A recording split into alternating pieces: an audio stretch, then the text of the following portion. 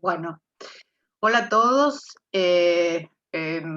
Todavía no son las 3, pero bueno, vamos iniciando y bueno, se van sumando los que se van conectando después. Bueno, algo que les quería aclarar es que yo, cuando les dije de tener una clase complementaria el día miércoles, que saben que nosotros dejamos los días miércoles como para completar clases. En realidad yo me confundí, el martes sí obviamente es el feriado, pero yo me confundí porque pensé que el examen era la otra semana y estoy confundida.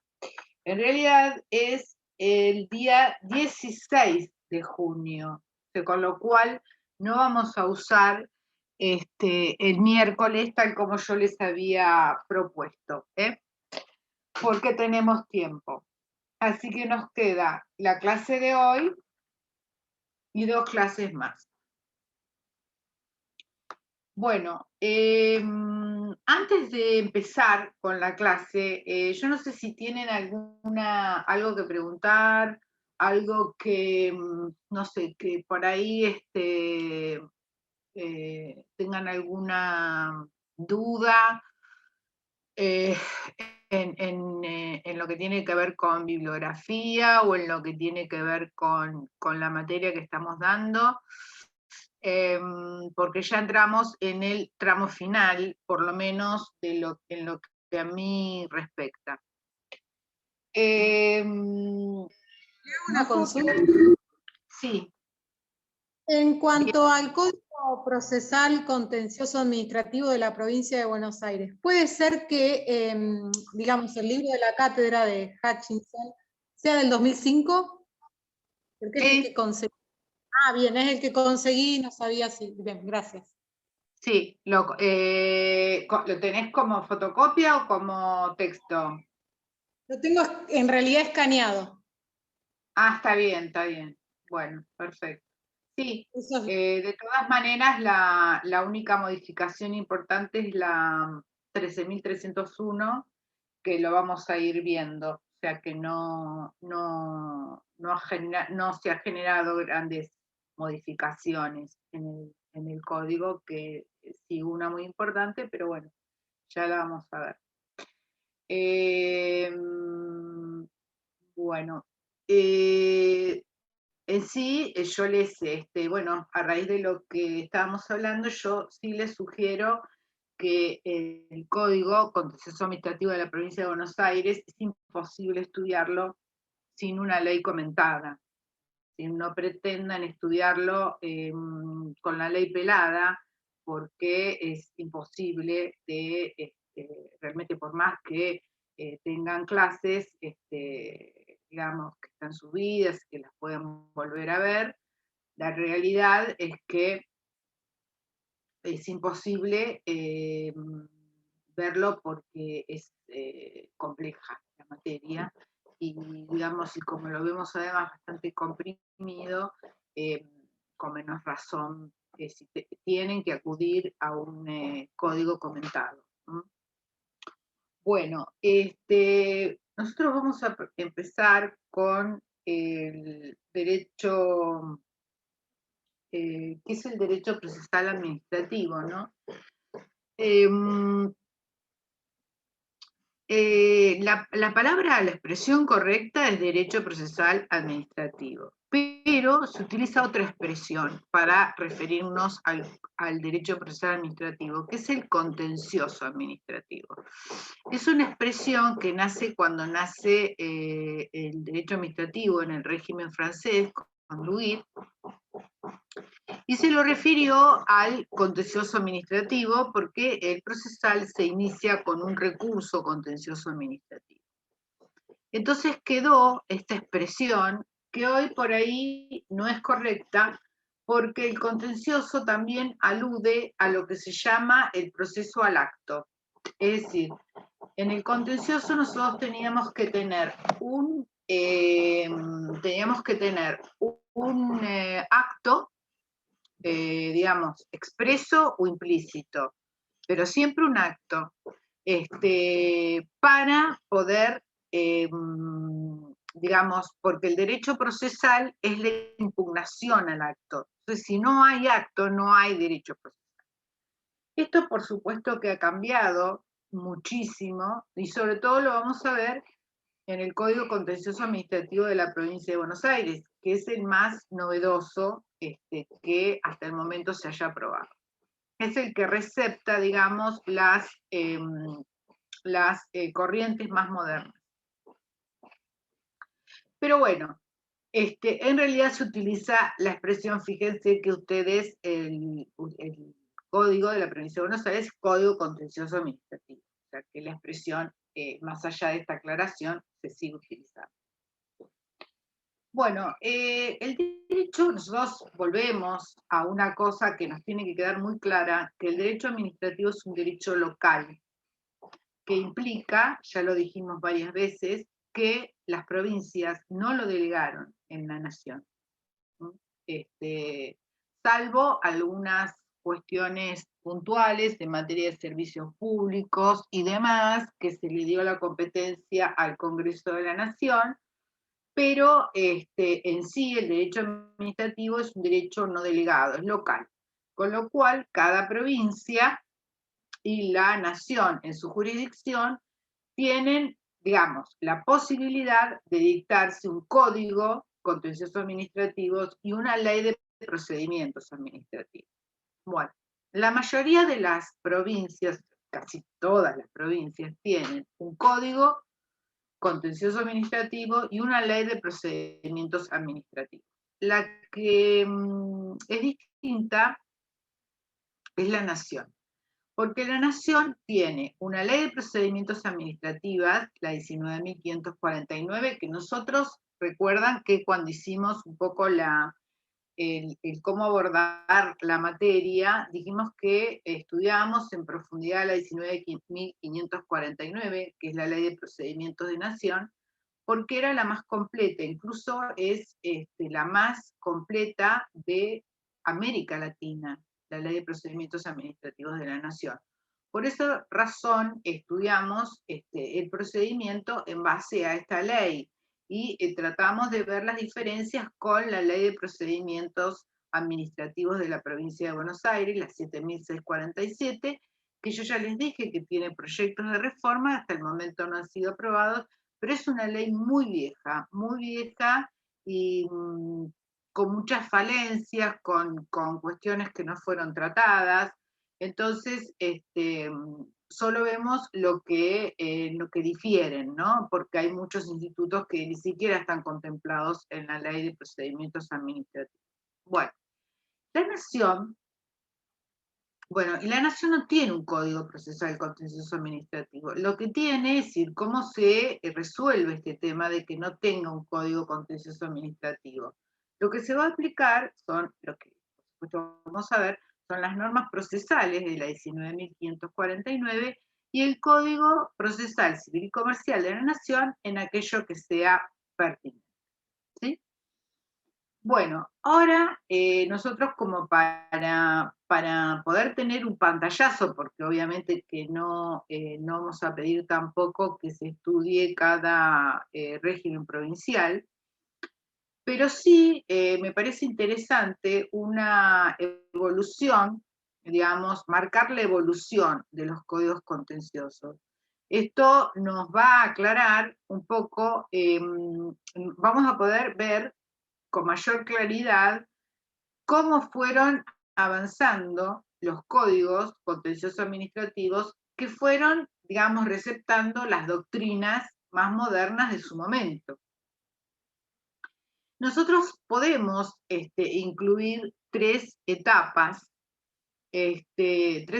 básicas, pueden ser cuatro, pero tres etapas básicas en cómo se fueron aprobando los distintos códigos contenciosos administrativos. Hay un primer periodo, que es el de los códigos contenciosos administrativos más antiguos, que es el Código Varela, fue el Código Varela, ya es un código derogado, de la provincia de Buenos Aires, que fue dictado en el año 1905, casi contemporáneamente a la aprobación del Código Contencioso Administrativo en Salta. Estos códigos, los más antiguos, tenían características muy, digamos, características propias. Por ejemplo, se preveía una sola acción, la acción de plena jurisdicción, que es una acción ordinaria, es una acción, digamos, en donde hay un importante debate e incluye una importante etapa probatoria para controlar la actividad de la administración pública. En realidad, solamente se podía ir al contencioso administrativo, vamos a, digamos, de paso ver los antecedentes del Código Varela, que solamente se podía ir al contencioso administrativo con, digamos, esta acción, la única acción que estaba prevista, es una acción donde uno plantea todo, la nulidad del acto, el derecho en el caso que el reconocimiento del derecho y los daños y perjuicios en el caso que esto fuera pertinente.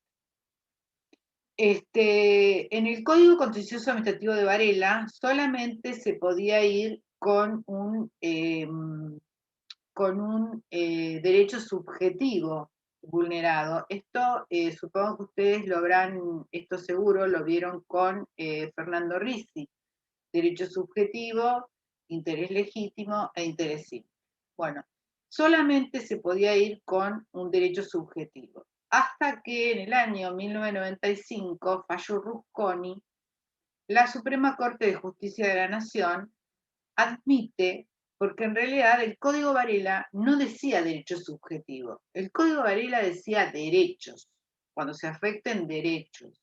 Lo que pasa que la jurisprudencia en su momento de la Suprema Corte, que era muy restrictiva al acceso a los juicios contenciosos administrativos, había interpretado que se refería a derechos subjetivos, pero en realidad derechos también son el interés legítimo.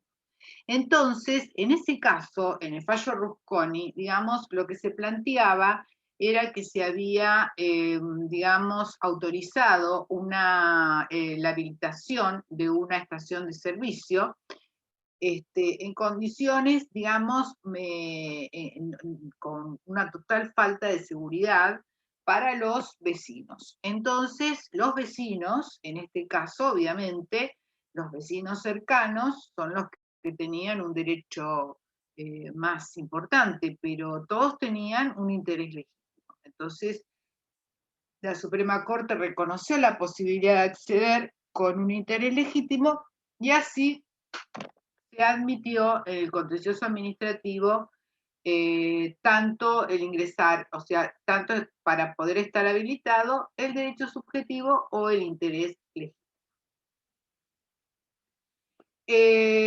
Otra cuestión que solamente se podían, digamos, llevar a juicio los, digamos, por supuesto que esto es un claro ejemplo del proceso al acto, y solamente se podían llegar a juicio los actos del Poder Ejecutivo y bueno, se aclara también la Dirección General de Escuelas, pero es, digamos, parte del Poder Ejecutivo. Estaban excluidos, digamos, los actos del Poder Judicial y los actos del Poder Legislativo.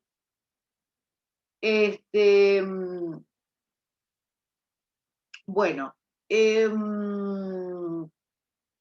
esto en cuanto a las características más importantes que tenía el Código Varela como representación de los códigos más antiguos. Después aparece un segundo periodo en las que fueron dictándose otros códigos de las distintas provincias de la Argentina, en la cual yo quiero que vean ustedes la evolución, cómo se evolucionó hasta el actual Código Contencioso, ¿no? Desde un sistema muy, muy restrictivo. La segunda etapa, podríamos decir que se amplió los sujetos. Es decir, por ejemplo, se podía ir contra actos del Poder Ejecutivo, contra actos del Poder Judicial y del Poder Legislativo. Entonces se amplían los sujetos se amplía la acción, si no solamente es la acción de plena jurisdicción, sino también la acción de legitimidad. La acción de legitimidad es una acción más breve, donde solamente se prueba la nulidad del acto y nada más. Ese es todo el objeto que tiene la acción de legitimidad, pero es más breve de lo que duraron, obviamente, las acciones de plena jurisdicción.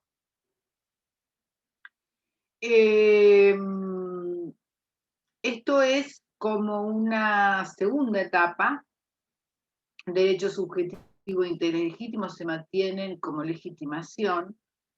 Y pasaríamos a una tercera etapa, que es en donde, digamos, ya se produce una modificación mucho más importante, ¿no? Porque si bien se mantiene la legitimidad, derecho subjetivo de interés legítimo, y esto no se varió, digamos, se amplían los sujetos. Ya no solamente puedo ir contra actos del Poder Ejecutivo, Judicial o Legislativo, sino contra actos de entes públicos no estatales que ejerzan función administrativa y contra actos privados que ejerzan función administrativa.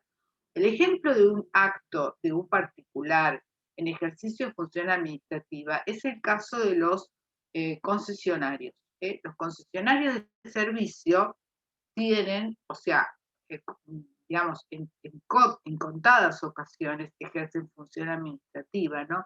Que es cuando requieren de alguna prerrogativa que el Estado concedente le transfirió y que era parte del poder de policía, ¿no? Del Estado.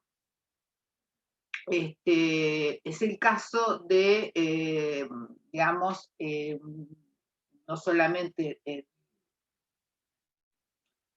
es el caso, bueno, de los concesionarios que ejercen función administrativa, por ejemplo, cuando cortan el servicio por falta de pago.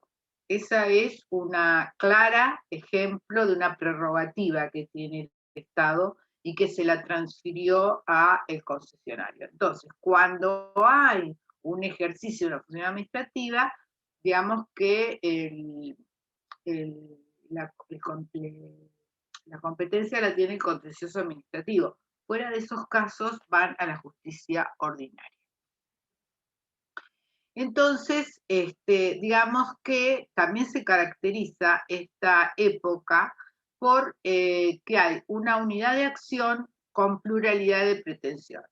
Es decir, se estructuran distinto, ya no se plantea tanto la distinción entre las acciones, sino que hay una unidad de acción con pluralidad de pretensiones. Es decir, una unidad de acción que es el juicio ordinario, también puede ser el juicio de legitimidad, que es un juicio sumario y que dura mucho menos. Fuera de eso es lo que está previsto. Con lo cual es mucho más, digamos, no es tan engorroso para el profesional que se dedica a esta rama, porque antes, si uno, por ejemplo, digamos, interponía una acción de plena jurisdicción, por ejemplo, en el Código Varela, y que, les digo más, tenía una característica, ¿no? Que era que la competencia no quedaba fijada, sino solamente al momento de la sentencia. ¿Qué quiere decir? Quiere decir que aun cuando, digamos, la Suprema Corte, que era la que hacía el juicio único y pleno, ¿no?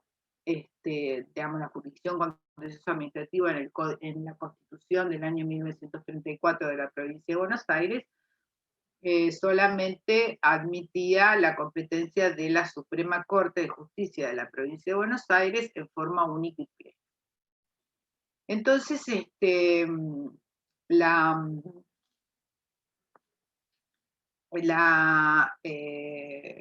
bueno, lo que les estaba diciendo es que la competencia, para ver lo grave que era esto, ¿no?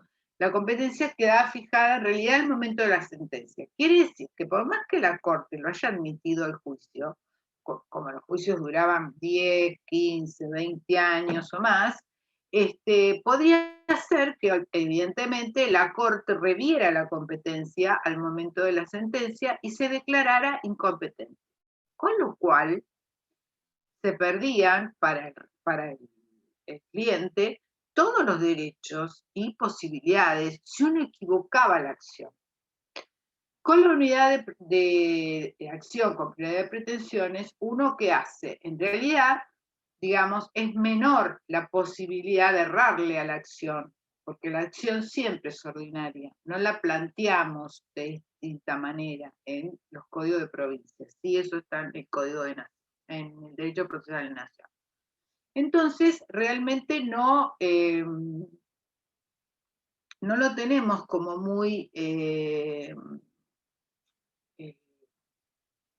no lo tenemos como muy el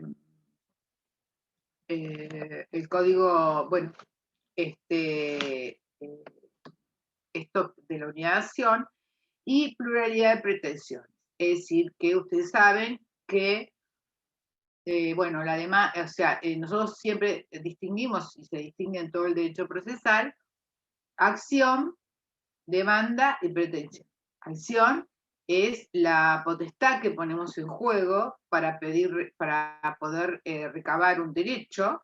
La demanda es el acto procesal, la forma que va a tener la presentación, y la pretensión es lo que nosotros pedimos es el objeto de la demanda, lo que nosotros planteamos. Bueno, y después aparece una cuarta etapa, que es la del nuevo Código Contencioso Administrativo, que después ya la vamos a volver a analizar, pero quiero que en este momento ustedes lo vean en comparación, cómo fue evolucionando, y ya algo muy importante que ocurre, es decir, con el Código Contencioso Administrativo nuevo de la provincia de Buenos Aires. Digamos, ¿cómo surge este código contencioso? Porque la Constitución del año 1934, digamos, lo que tenía era una jurisdicción, como les decía, la competencia de la Suprema Corte y actuaba en jurisdicción única y plena. Bien, ¿cómo llegamos a esta modificación del fuero? Fue con la reforma constitucional del año 1994, donde se incorpora en la cláusula 166 un agregado que tiene que ver con la creación del fuero contencioso administrativo. Su autor es el doctor Soria, que forma parte de la Suprema Corte de Justicia, es ministro de la Suprema Corte de Justicia de la provincia de Buenos Aires. La cláusula contencioso administrativa, digamos, implica la creación de juzgados propios, o sea, la creación de un fuero contencioso administrativo y el dictado de un código contencioso administrativo. Ese código se dicta en el año 2007 y en realidad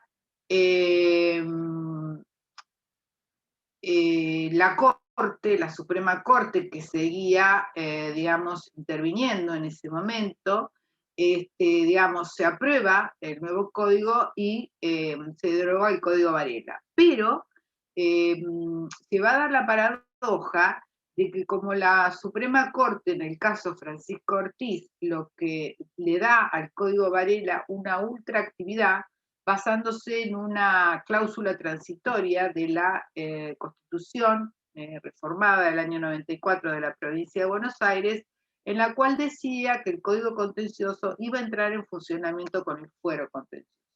Hasta ese momento el fuero todavía no había sido creado, había proyectos, pero no se había dictado la ley, con lo cual se siguió aplicando en función de esa ultraactividad el Código Varela. Y en el último año ya, cuando ya estaban creados los juzgados, pero se seguía, digamos, teniendo competencia la Suprema Corte un año antes empezó a variar sus fallos atento a lo resuelto por el nuevo código. Así que en el año 2000, en el año 2004 se crea se crea el Fuero Contencioso Administrativo, en el cual se estructuró con juzgados unipersonales, como mínimo uno por cada departamento judicial. Por ejemplo, San Martín, San Isidro, La Plata, por la cantidad de habitantes que tiene 3 juzgados. El Departamento Judicial de Mar del Plata tiene 2 juzgados, y después hay cámaras contencioso-administrativas regionales. Bueno, esa es la historia, digamos, el antecedente fáctico del nuevo Código Contencioso Administrativo, en el cual la característica que tiene es que, bueno, es una unidad de acción con pluralidad de pretensiones. Ya esto viene de la otra etapa, pero tiene una cuestión muy novedosa, que es que ya no se plantea la existencia del acto, implícito o expreso, sino que se requiere de un caso. Es decir, un caso entendido como lo entendió la Corte Suprema de la Justicia de la Nación, en la cual exista un conflicto de intereses. Entonces, solamente se va a dar cuando exista el caso. Entonces, entra en funcionamiento acá, ya dejamos el proceso al acto y entra en funcionamiento el tema del caso. Y, por ejemplo, con una gran ampliación, que esto se mantiene de la anterior etapa, de los sujetos, no solamente Poder Legislativo, Judicial, Legislativo, personas públicas, estatales y no estatales en ejercicio de función administrativa, y privados en ejercicio de función administrativa. Bien, así se estructuró el nuevo Código Contencioso Administrativo, que lo vamos a dejar para verlo después en la provincia de Buenos Aires. Bien. Ahora vamos a volver vamos a ir a algunas cuestiones previas para entrar de lleno a lo que es el proceso en Nación. Bueno, primera cuestión. La primera cuestión que nosotros vemos es el tema de la representación. En Nación, la representación de los intereses del Estado Nacional se lleva a cabo a través del Procurador del Tesoro de la Nación, del cual depende la Escuela de Abogados del Estado. Y la representación, con lo cual, es oficial, es pública. La provincia de Buenos Aires va a estar representada en los tribunales por la Fiscalía de Estado, que es un órgano constitucional. Los entes descentralizados de los distintos municipios o la provincia de Buenos Aires, salvo algunos, como por ejemplo Banco Provincia, que va a estar representado por la Fiscalía de Estado, digamos que pueden estar representados por sus abogados de staff permanente o por abogados contratados,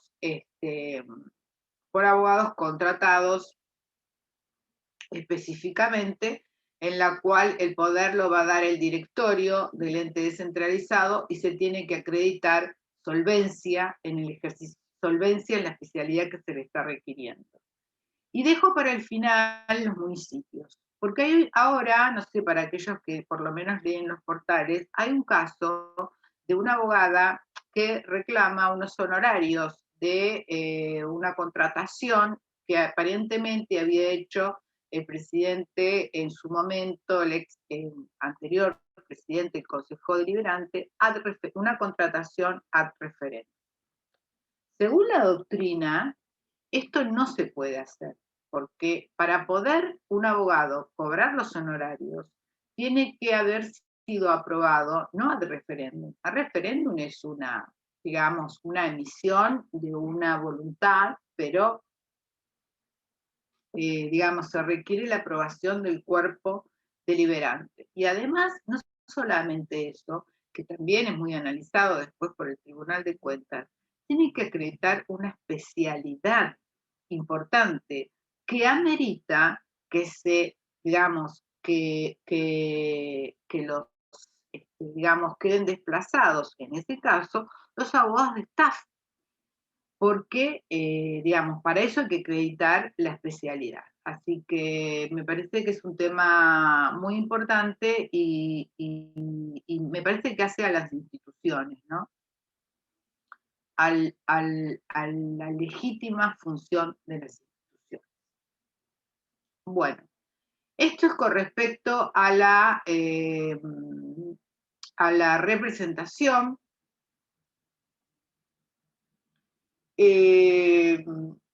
Después, vamos ahora a lo que es el proceso en, voy a buscar un texto, vamos a ver lo que es el proceso en nación. Digamos, vamos a analizar las normas procesales que están contenidas en la 19.549.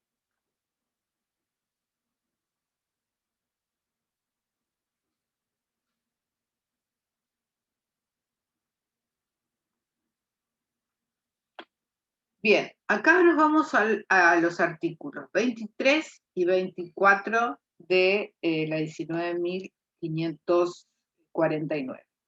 El artículo 23 se refiere a la impugnación por vía judicial de un acto de alcance particular. Bien, y el artículo 24, que prevé el caso del acto de alcance general, impugnado por vía judicial. Bueno, primero tenemos que aclarar que en Nación existen, vamos a ver un poquito las diferencias entre lo que es procedimiento y lo que es proceso. A ver, lo que es procedimiento, digamos, ¿quién resuelve?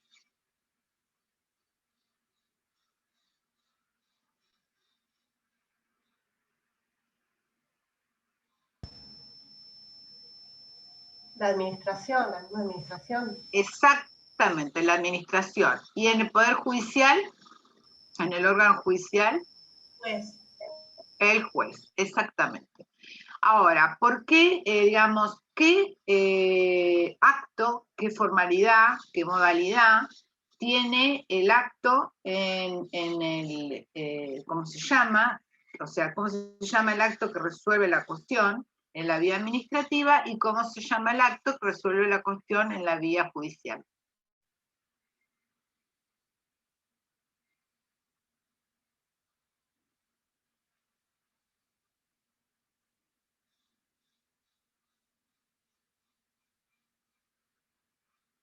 En la vía administrativa es el acto administrativo y en la vía judicial es la sentencia. Estas serían las principales, hay otras, ¿no? Pero estas serían las principales diferencias entre lo que es procedimiento, cuando estamos frente a un procedimiento administrativo o cuando estamos frente a un proceso administrativo. Es decir, tenemos que, porque muchísimas veces en los exámenes confunden las instancias, que no es, digamos, da lugar a tener que aclararlo. Bueno, bien, sigamos.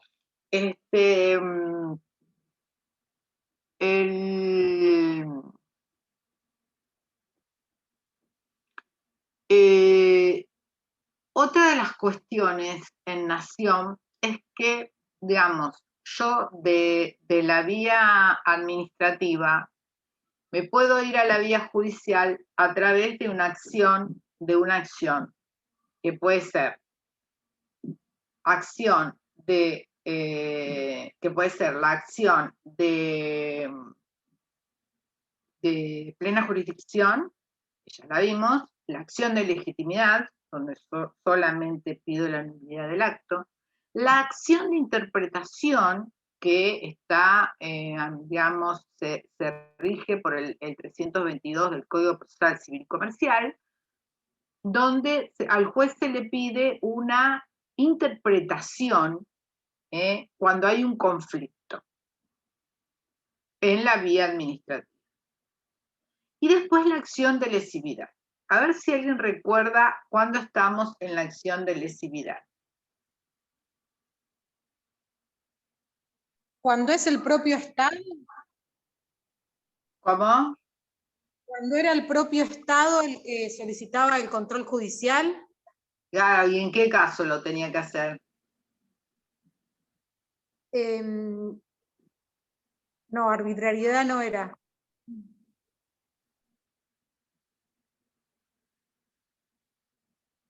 Estábamos en el caso de la estabilidad, el carácter de la estabilidad. O sea que cuando un acto era ¿qué? Era nulo, y hubiera generado derechos subjetivos que se estén cumpliendo, ahí se acuerdan que la administración no estaba obligada. O sea, es más, no lo podía hacer, revocar el acto. Entonces él lo tenía que pedir en vía judicial, al órgano judicial. ¿Y cómo lo hacía? A través de la acción de lesividad. ¿Sí?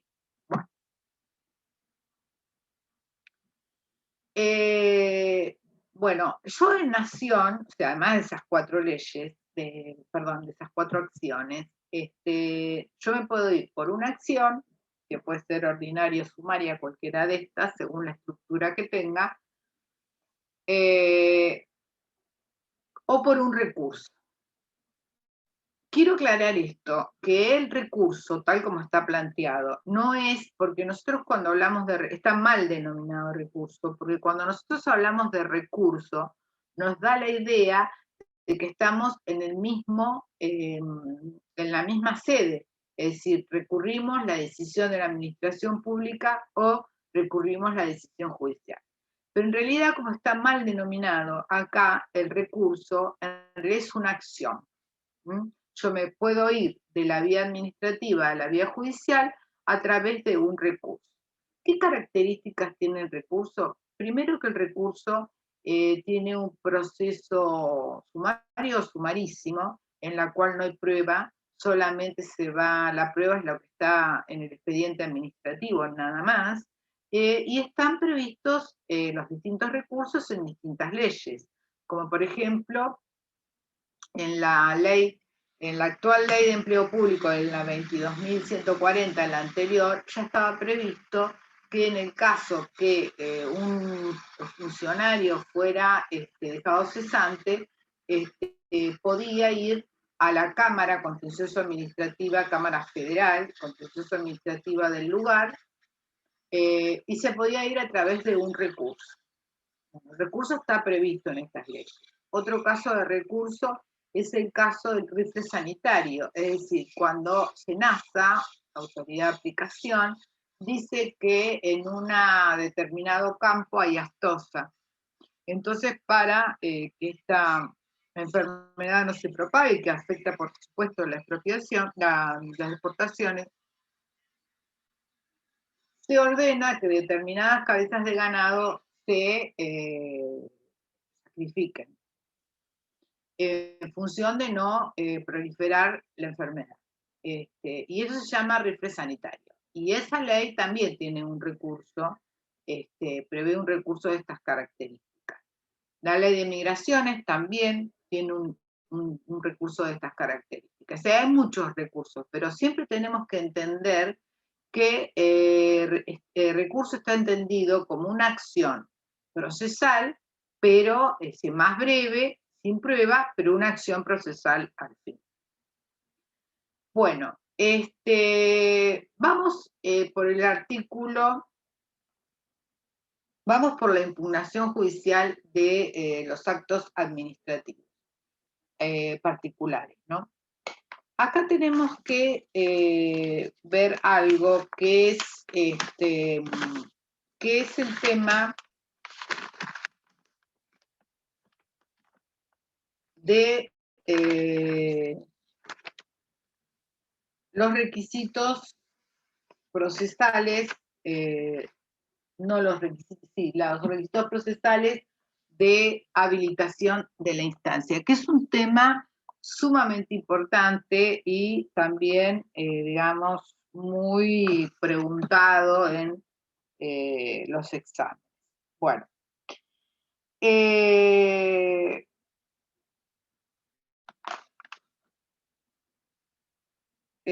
Nosotros tenemos el tema de la habilitación de la instancia. A ver dónde está acá.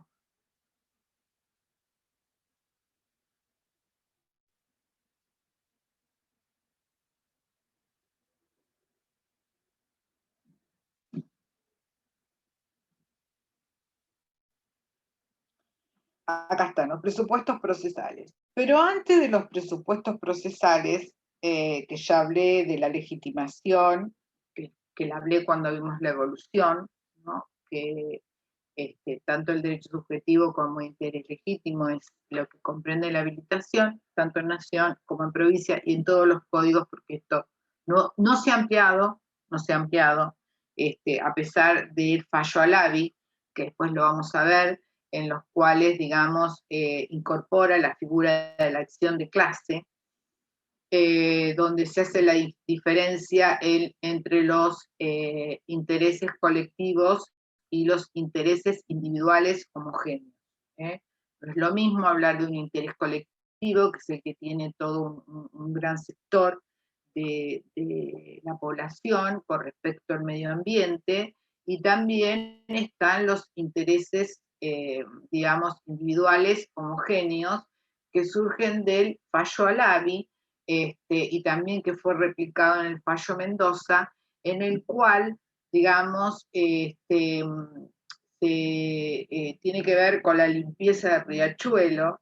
Entonces se los declaró a quienes vivían frente o en cercanías al riachuelo, que tenían una, digamos, una protección diferente, ¿no? Y se los consideró a todos que tenían una, digamos, un interés individual homogéneo, para diferenciarlo del interés colectivo, donde no hay distinción, ¿no? Porque en el caso del interés individual homogéneo tiene que también ver con la indemnización, ¿no? Porque la indemnización que puede pedir cada uno cuando hay un daño no son todos iguales, es distinto y requiere de una prueba diferenciadora. Bueno, cuando hablábamos de esto, está el caso del coadyuvante también, que el coadyuvante, digamos, es una figura típica del derecho administrativo. No la vamos a encontrar en derecho procesal, ni penal, ni tributario, ni civil.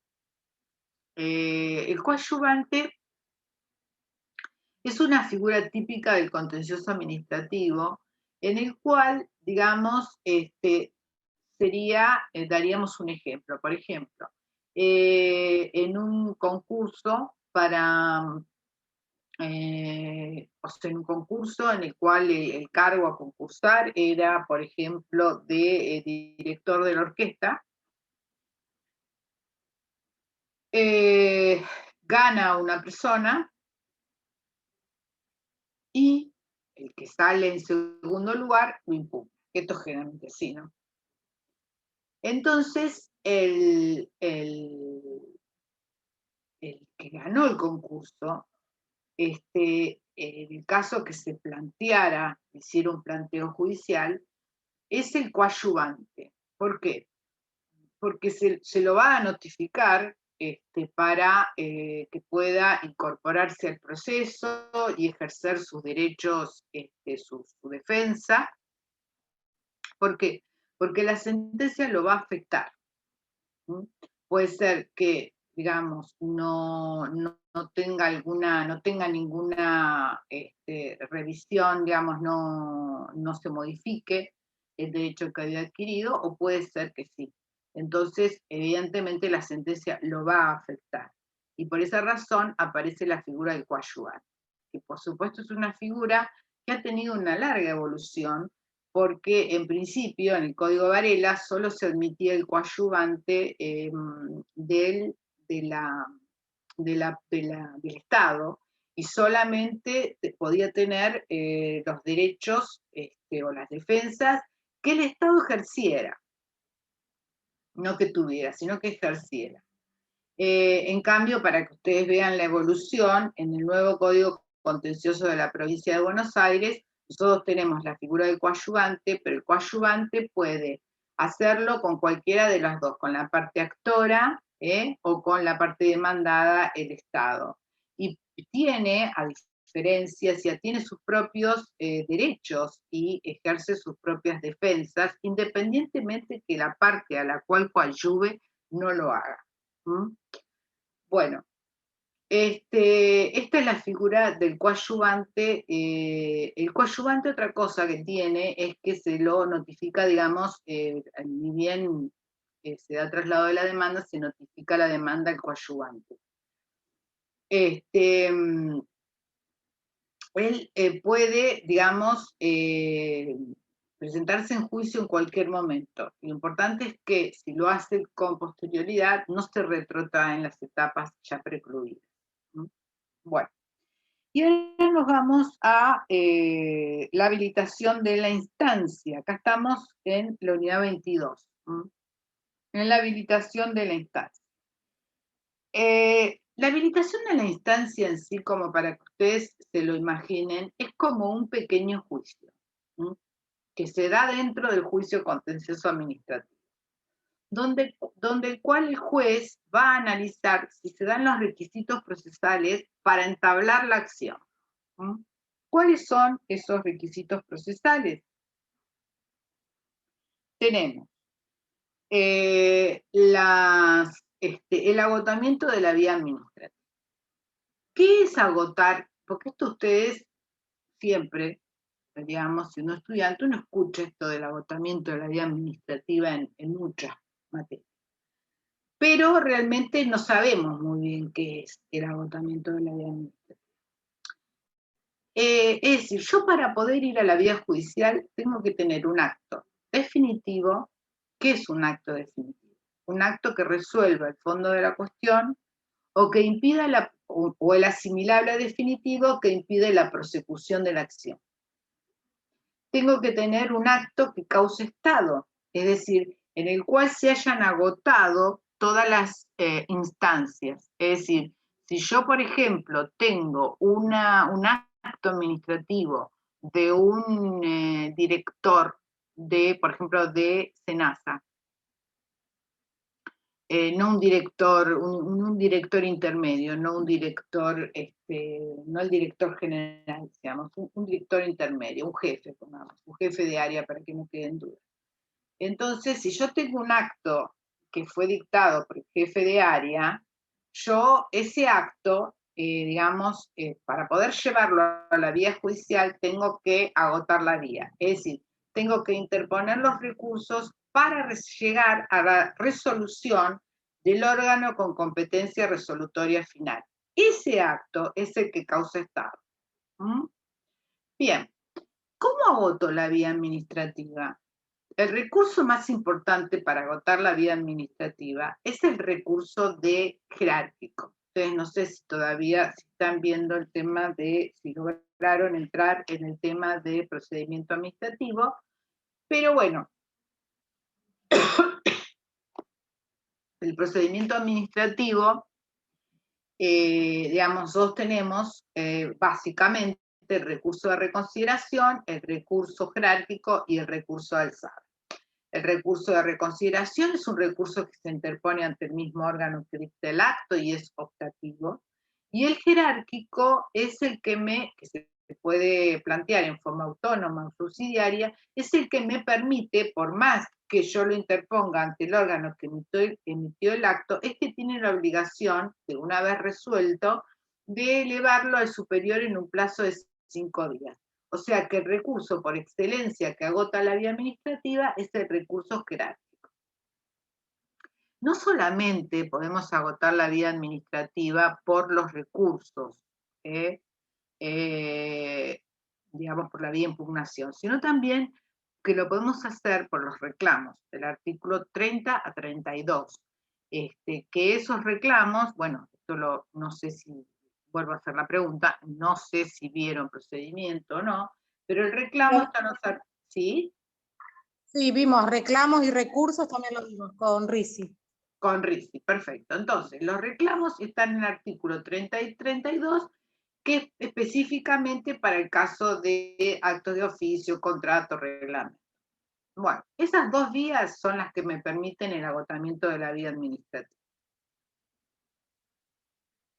Bueno, después yo tengo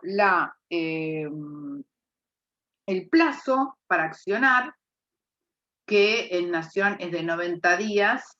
Después vamos a ver, cuando ya hablemos del contencioso en la provincia de Buenos Aires, vamos a volver a ver estos temas, pero ahora lo vamos a ver en Nación. De 90 días y 30 días hábiles administrativos en el caso del recurso. Después tengo, bueno, el acto impugnable, ya lo vimos, y otra cuestión que tiene importancia, que es el solve repete, es decir, la expresión en latín de pague, después reclame. Cuando nosotros cuestionamos una obligación de carácter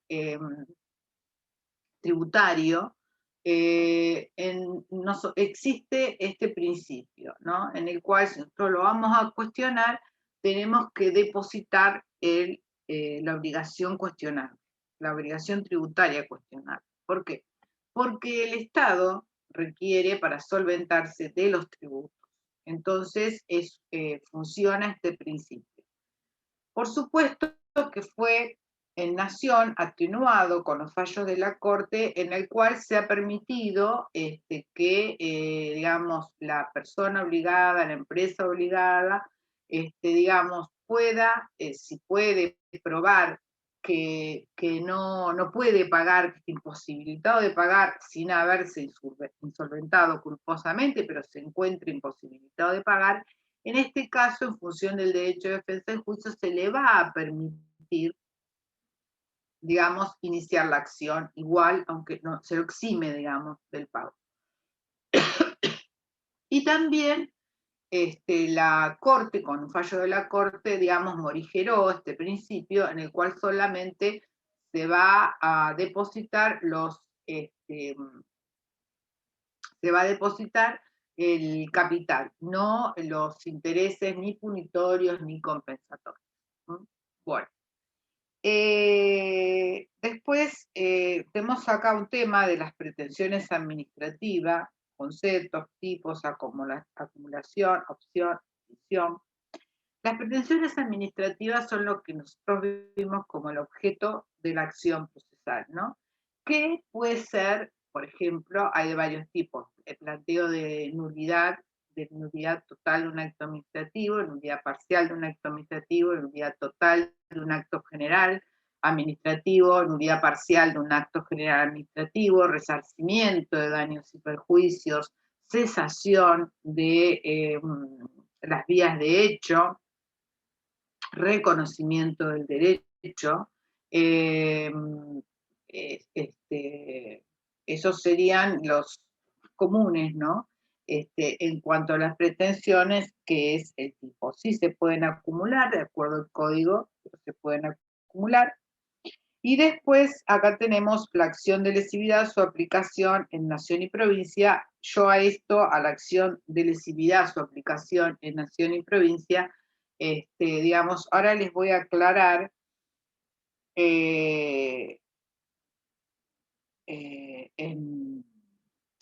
que a la acción de lesividad yo le voy a agregar la acción de plena jurisdicción, la acción de interpretación, que yo les dije, y la acción de ilegitimidad.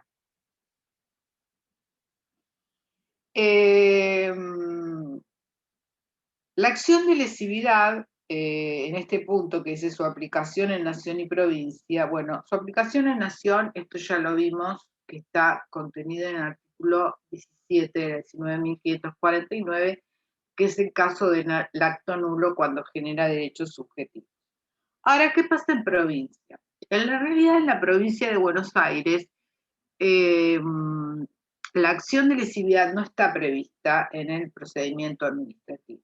pero sí se incluyó, aparentemente, según la doctrina mayoritaria, se habría incluido en el Código Contencioso Administrativo, porque hay un caso en el cual el Código lo prevé, que cuando ustedes saben que, digamos, la Fiscalía de Estado es el que representa a la provincia en juicio, pero cuando la Fiscalía de Estado, está dentro de su competencia plantear la nulidad de un acto administrativo, del Poder Ejecutivo, obviamente no puede después representarlo en juicio. Entonces, en ese caso, va a ser la Asesoría General de Gobierno quien lo va a representar en juicio. Y ahí se estaría admitiendo la acción de designar. Bueno,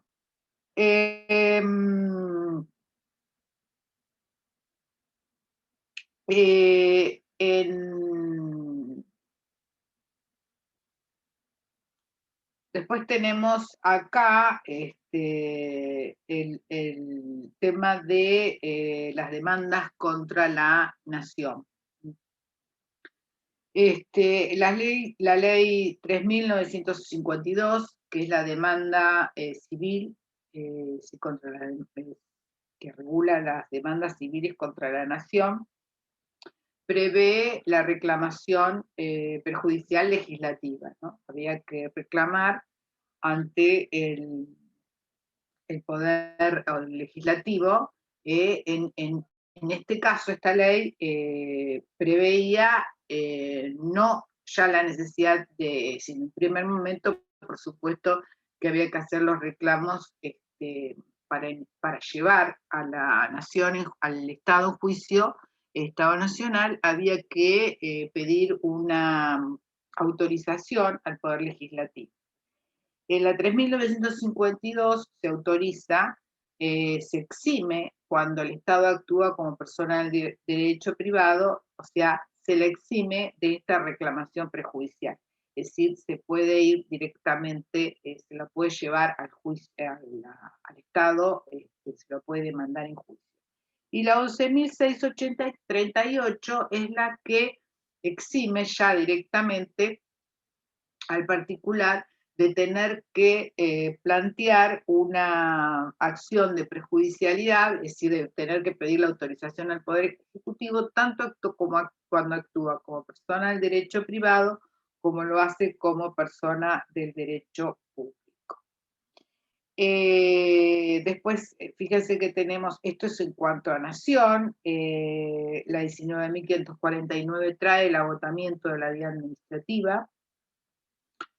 Y después tenemos la ley 2961, que es el Código Varela derogado, y la 12.008, que es el nuevo Código Contencioso Administrativo, en el cual el Código Varela, la 2961, prevé el agotamiento previo de la vía, y la actual ley 12.008 lo que hace es en realidad invierte el principio constitucional.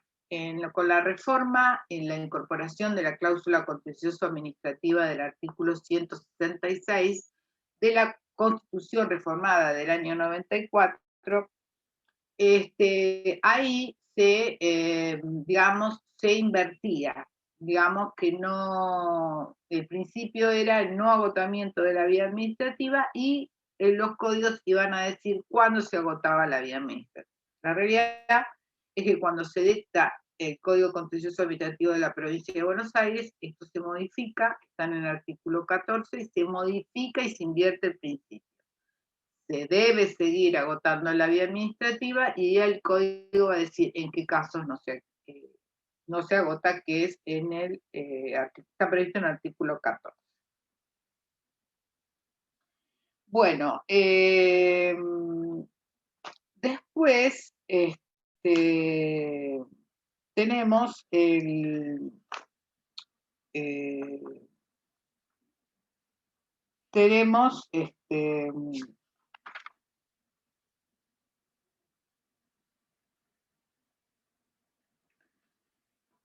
ya nos vamos ahora sí nos vamos al código me quedaría el artículo 14, el artículo 24 de la ley 19.549,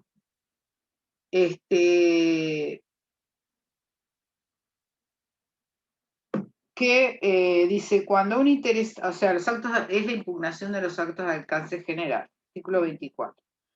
Nación, 19.549. Cuando un interesado a quien el acto afecte o pueda afectar en forma cierta e inminente sus derechos subjetivos haya formulado reclamo ante la autoridad que lo dictó y el resultado fuera adverso o se diera alguno de los supuestos previstos en el artículo 10, cuando la autoridad de ejecución del acto de alcance general le haya dado aplicación mediante actos definitivos y contra tales actos se hubieran agotado sin éxito las instancias administrativas. Bien. Acá prevé dos casos. Yo puedo agotar la vía administrativa cuando se dicta el acto administrativo de alcance general y se publica. Ahí lo puedo impugnar. Pero también lo puedo impugnar, si eso se me pasó y no lo impugné en ese momento, cuando, digamos, ese acto de alcance general se aplica en un acto y se emite un acto administrativo. Entonces, si yo tengo que impugnar ese acto administrativo, ahí puedo plantear o impugnar el acto de alcance general. Es importante que acá hagamos una aclaración con respecto a la provincia de Buenos Aires, digamos, ya dijimos en varias oportunidades que la ley de procedimientos administrativos de la provincia de Buenos Aires es obsoleta, que tiene muchos proyectos de reforma, pero bueno, todavía no se aprobó ninguno. ¿Y qué pasa? Esta ley preveía, digamos, un sistema muy complicado, ¿no? Con respecto a los actos de alcance general. Cuando, digamos, se dictaba un acto de alcance general, el particular tenía 30 días para impugnar. Si no lo impugnaba, 30 días a partir de su publicación, si no lo impugnaba, cuando ese acto administrativo se aplicaba, no se podía impugnar. Siempre doy el caso que hemos tenido, el caso de la impugnación de ordenanza de multas por tener pesca muñecos en la vía pública. Digamos, cuando se dicta una ordenanza de tipo general, de General Porredón, en la cual se prohíbe tener pesca muñecos, porque el pesca muñecos es como es un juego de azar. Entonces no puede estar en la vía pública. Tiene que estar dentro de los locales. Y al que lo tuviera en la vía pública se le aplicaba una sanción. Ahora, si yo quería impugnar esa sanción, no lo podía hacer, y no había impugnado la ordenanza general, no lo podía hacer. Bueno, eso era así en la ley de procedimientos, por supuesto el código contencioso, que en muchos aspectos ha avanzado en este tema, no, digamos, no lo ha dejado de lado y permite que plantee la impugnación de la ordenanza y la impugnación del acto administrativo de forma separada. Bueno, como voy rápido, chicos, yo les pido que me corten porque es un tema, si me tienen que interrumpir, me interrumpan porque es un tema muy complejo. Bueno, después tenemos el amparo por mora, que lo vamos a ver como una acción especial. Bueno, vamos al...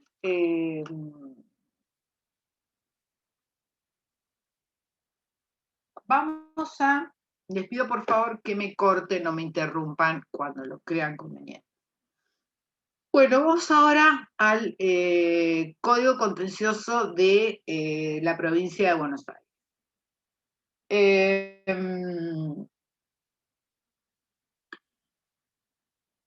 Bueno, ya le expliqué la génesis. Esperen que voy a buscar un libro.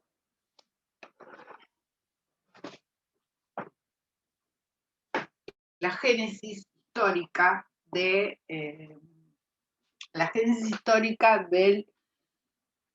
Código Contencioso Administrativo. Y ahora vamos a ver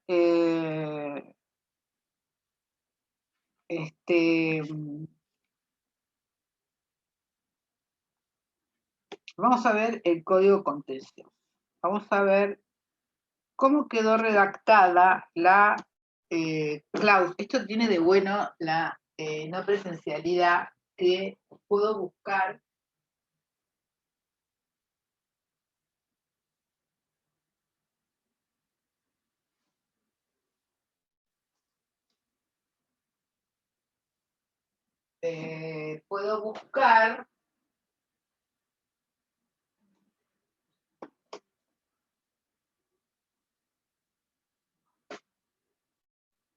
¿dónde me quedó? A ver.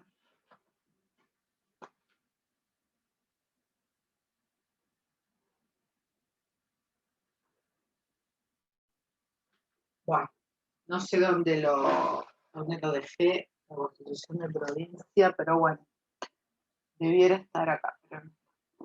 Bueno, no importa, porque el artículo primero del Código Contencioso Administrativo, lo que yo les voy a pedir es que ahora que vamos a analizar el Código Contencioso Administrativo, yo les expliqué que les voy a hacer un lineamiento de cómo abordar el Código Administrativo, porque obviamente no podemos leer, interpretar artículo por artículo. Entonces vamos a abordarlo con una determinada temática, ¿sí? Bueno, primero vamos a, digamos, cómo planteó el tema de la materia contencioso administrativa. Creo que no les dije que la materia contencioso administrativa es la llave maestra del Código Contencioso Administrativo. En general, la materia contencioso administrativa va a estar dada por el ejercicio de la función administrativa, que sería el hilo conductor. Ahora nosotros vamos a ver cómo está planteada la materia contencioso administrativo en el Código de la Provincia de Buenos Aires. Esto está digamos, en el artículo 166 de la Constitución de la Provincia de Buenos Aires, que fue reformado, que se incluyó la cláusula contencioso administrativo. Pero bueno, no importa, porque está acá en el Código Contencioso. Lo que yo les pido es que ustedes en la próxima clase traten de tener un código, no importa que no esté comentado, con tenerlo pelado es suficiente, pero sí para ir siguiendo y para ir marcando y ir viendo, primero, o sea, qué es lo que voy a ir analizando, cómo lo voy a ir analizando. Primero, materia contencioso administrativa. Está en el artículo 1, que dice, aparte así seguimos la lectura, ¿no? Dice, corresponde a los tribunales contencioso administrativo el conocimiento y decisión de las pretensiones que se deduzcan en los casos originados por la actuación u omisión en el ejercicio de funciones administrativas de los órganos de la provincia, los municipios, los entes descentralizados y otras personas con arreglo a las prescripciones del presente código. Fíjense que si nosotros analizamos la materia contencioso administrativo, vemos que dice que corresponde a los tribunales contenciosos el conocimiento y decisión de las pretensiones que se deduzcan en los casos. Acá introduce el concepto de caso, que era el que veíamos hoy, que es el concepto de caso tal como lo interpretó la Corte Suprema de Justicia de la Nación. Es por una acción o por una omisión, en el ejercicio de función administrativa. Esto es importante, es el hilo conductor de la materia contencioso administrativa. Y acá tiene una amplia enumeración de los sujetos que están sometidos a la jurisdicción. Ahí tenemos todos los órganos de la provincia, los municipios, los entes descentralizados y otras personas con arreglo a las prescripciones de este código. Las otras personas son las públicas, ¿se acuerdan cuando viéramos clasificación de las personas? Ahí vemos las públicas, estatales y las no estatales con ejercicio de función administrativa, y las privadas personas privadas en ejercicio de función administrativa. Bien.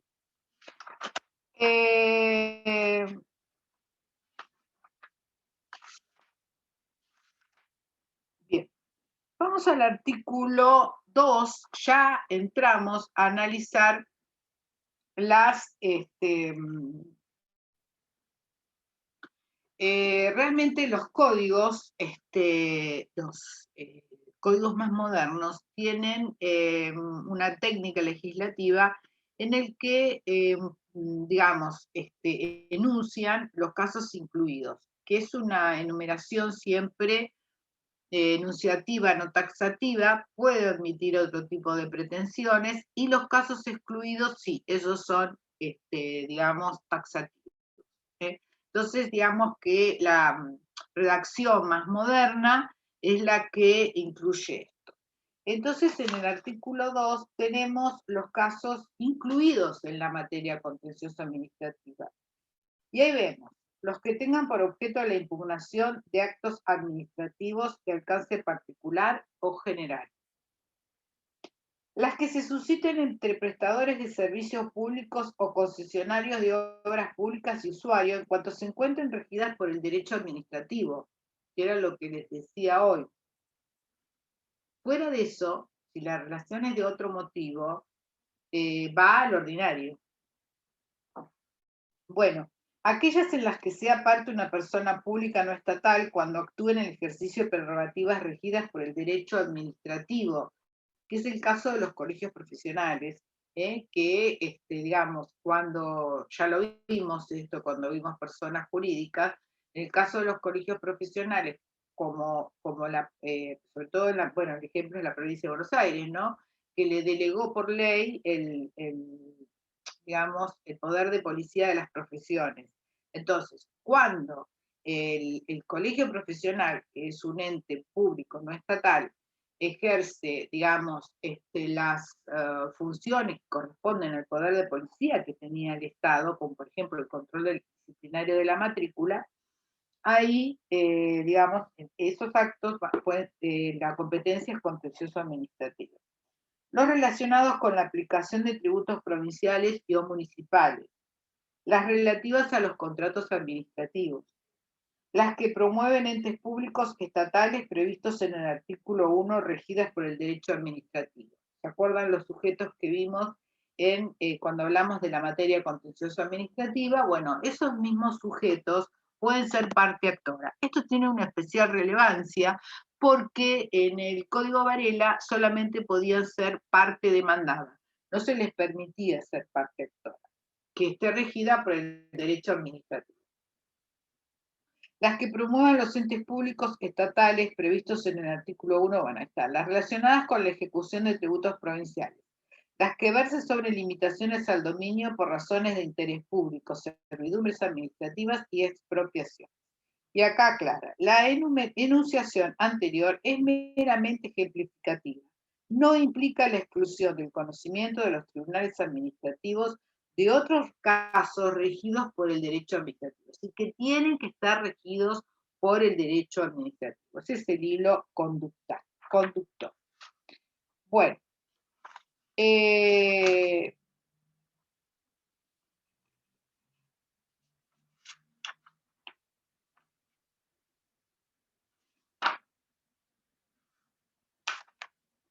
después,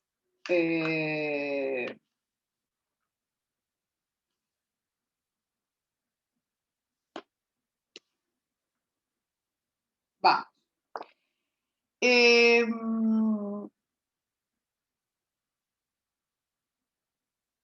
En el artículo 4, ahí nosotros tenemos los casos excluidos de la materia contencioso administrativa, que ya dijimos que es, digamos, que es taxativa. Entonces dice, no corresponde a la competencia de los tribunales contencioso administrativas las siguientes controversias: las que se encuentren regidas por el derecho privado o por las normas o convenios laborales, las que tramitan mediante los juicios de desalojos, interdictos y las pretensiones posesorias, los conflictos interadministrativos provinciales que serán dirimidos por el Poder Ejecutivo Provincial conforme al régimen que al efecto se apruebe. Bueno, no son de la materia contencioso administrativa. A veces, digamos, tienen que ver con la técnica legislativa, porque, por ejemplo, se excluyó de la materia contencioso administrativa los apremios de las municipalidades, pero o sea, sí están incluidos los apremios de la provincia de Buenos Aires, pero están excluidos los de los municipios. Son acciones contencioso administrativas, lo que pasa es que por técnica legislativa o por diferentes cuestiones, no fueron incluidos. Bueno, ahora vamos a entrar en un tema muy importante que es, entonces recuerden, vimos el análisis de la materia contencioso administrativa, los casos incluidos, los casos excluidos. Ahora vamos a la competencia. La competencia en el nuevo Código Contencioso Administrativo tiene dos momentos para fijarse. Uno es cuando se habilita la instancia, ¿no? Ahí, digamos, antes de que uno pida, en realidad cuando uno pide, se le traslada la demanda, ahí el juez procede a analizar los presupuestos procesales de la acción. Entonces tenemos un caso que es el de la competencia. En un primer momento se puede declarar competente el juez. Ahora, cuando se da el traslado de la demanda, ahí aparece el otro momento, que es si la otra parte considera que no es competente, va a plantear una excepción de incompetencia. Entonces, cuando se resuelve la cuestión de competencia, ahí es el segundo momento en que se fija la competencia. Y ya es definitiva. No hay forma de volver atrás. ¿Sí? Bueno. El artículo 5 establece cómo se fija esa competencia. Dice, será competente el juzgado contencioso administrativo correspondiente al domicilio de las personas cuya actuación u omisión dé lugar a la pretensión procesal. Se exceptúan de dicha regla las siguientes controversias. Es decir, que si yo planteo un conflicto de un acto emitido por el intendente municipal de General Pueyrredón, la competencia va a estar en el Departamento Judicial de Mar del Plata. Si yo demando a la provincia de Buenos Aires, como hay un viejo decreto que establece que el domicilio de la provincia de Buenos Aires se fija en la ciudad de La Plata, entonces, si no se dan los casos de excepción, tengo que demandar a la provincia en la ciudad de La Plata. Entonces, se exceptúan de dicha regla las siguientes controversias. Y acá viene. Tenemos, lo enuncio así, casos de empleo público. Las que versen sobre pretensiones deducidas por reclamantes o beneficiarios de prestaciones previsionales y pretensiones contra las resoluciones de los colegios profesionales. Las que se susciten entre prestadores de servicios públicos o concesionarios de obras públicas y usuarios, en las cuales será competente. Las que versen sobre pretensiones relacionadas en contratos administrativos y que además se haya permitido la incorporación de una cláusula de modificación de la competencia. Y las correspondientes a servidumbres admitidas y expropiaciones en las cuales será competente el juez correspondiente al lugar de erradicación de los bienes involucrados. Bueno, para cada uno de estos supuestos, el legislador previó. En el caso del empleo público puede ser, digamos, el domicilio del actor, el domicilio de la demandada o el domicilio de la ejecución del empleo. En el caso de las prestaciones previsionales o la impugnación de resoluciones de los colegios profesionales, es el lugar del colegio.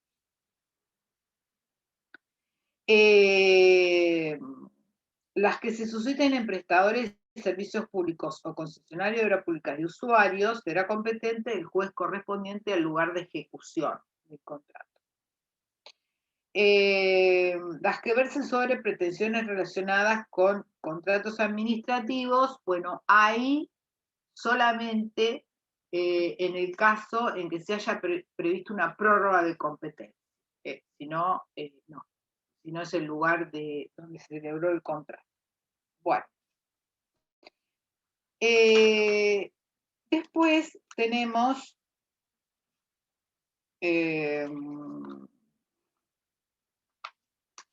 ya vimos bueno, y vimos este tema de la competencia cuando se... En el artículo 9 se habla de la representación estatal y los terceros. Ya dijimos que en la provincia de Buenos Aires intervendrá en los procesos contenciosos administrativos de conformidad con lo dispuesto en el artículo 155 de la Constitución Provincial el fiscal de Estado, porque ya vimos que el fiscal de Estado es un órgano constitucional de la provincia de Buenos Aires.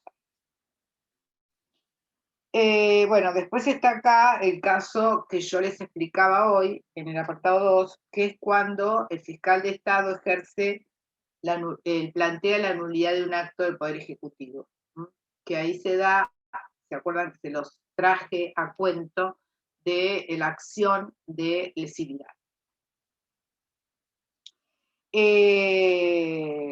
Bueno, y ya vimos las representaciones de los municipios y los entes descentralizados.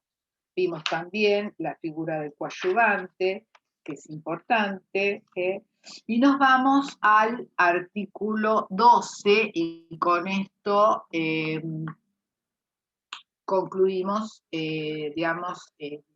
concluimos esta clase, y ya seguimos la semana que viene, no, la otra, en la cual ya vamos terminando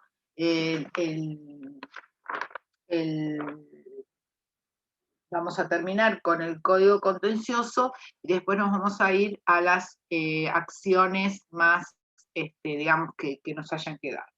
Bueno, el tema de las pretensiones. Ya dijimos que el artículo 12 es un artículo enunciativo, es decir, puede haber otras pretensiones, no es taxativo.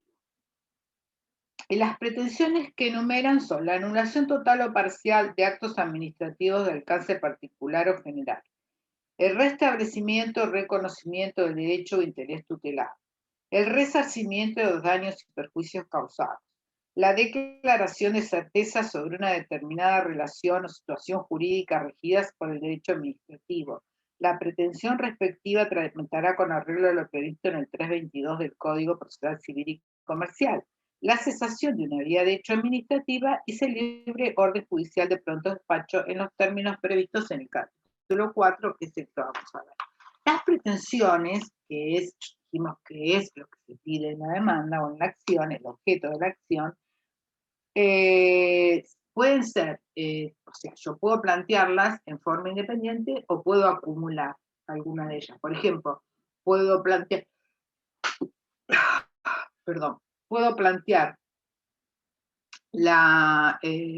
digamos, la anulación de un acto administrativo y el restablecimiento del derecho. Por ejemplo, el tema de el caso de los daños y perjuicios, también los puedo incluir los dos juntos o en forma autónoma. Es decir, cuando el daño y perjuicio requiera del planteo de la actuación ilícita del Estado, o sea, la nulidad, yo puedo plantear la nulidad y después plantear la acción de daños y perjuicios. O lo puedo hacer juntos. Bueno,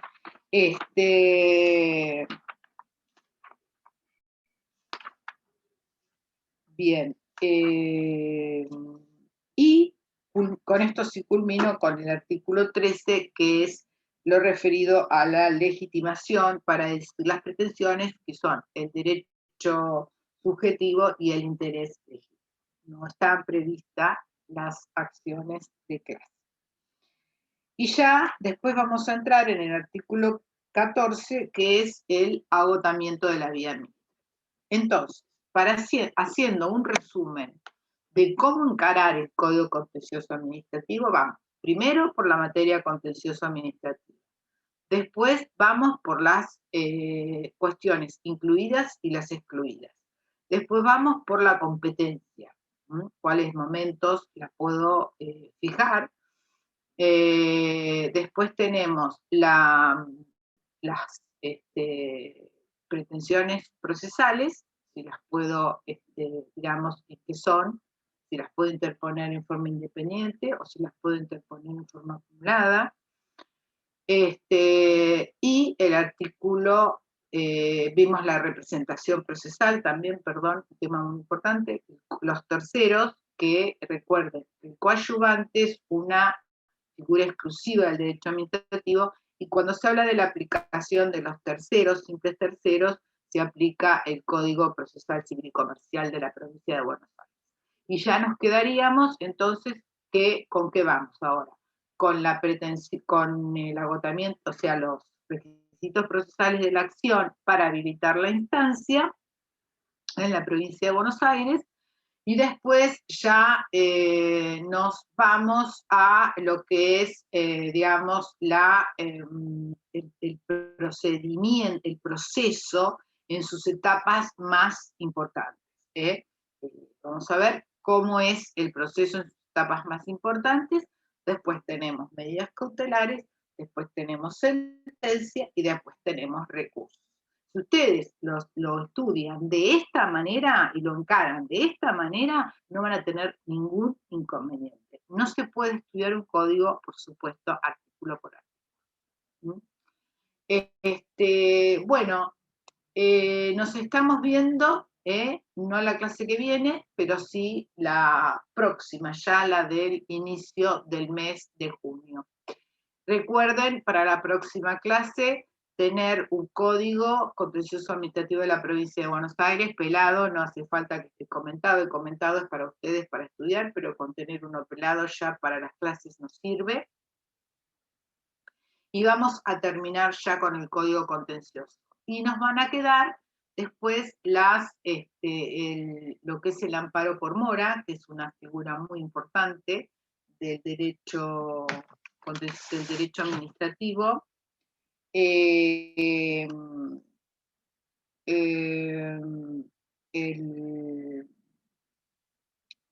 tema del amparo colectivo, que ya lo expliqué hoy, pero lo vamos a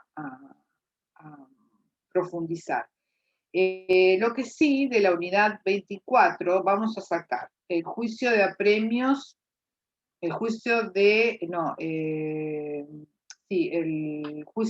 lo vamos a sacar, el juicio de apremios, lo que sacamos es el juicio de amparo, porque ustedes lo ven en otras materias de derecho procesal, así que lo sacamos, el juicio de amparo, y la otra acción constitucional, que es el habeas data, que también lo ven en otras materias, que son acciones, digamos, más constitucionales, son administrativas, por supuesto, pero seguramente lo vieron en constitucional o en las materias, digamos, que tienen que ver con esto. Así que de eso solamente vamos a dejar el juicio de apremio en la unidad 24, ¿sí? Bueno, y si entonces les pido que traigan su ley del Código Contencioso Administrativo. Bueno, chicos, yo me despido, espero que, digamos, solamente porque puedo ver quiénes están acá. Le digo que es un tema del contencioso, es un tema fundamental, digamos, motivo de examen, pregunta de examen, así que, y muy difícil además de interpretar si no tenemos una clase que que nos pueda guiar. No, la pretensión es nada más que guiarlos en el aprendizaje, pero es un tema muy, muy complejo, en el cual para poder entenderlo, si no debieran empezar de la nada, y esto es imposible. ¿Sí? Bueno, los dejo, nos vemos la próxima clase. Que les vaya bien, estudien. Bueno, hasta luego. Buenas tardes. Buenas tardes.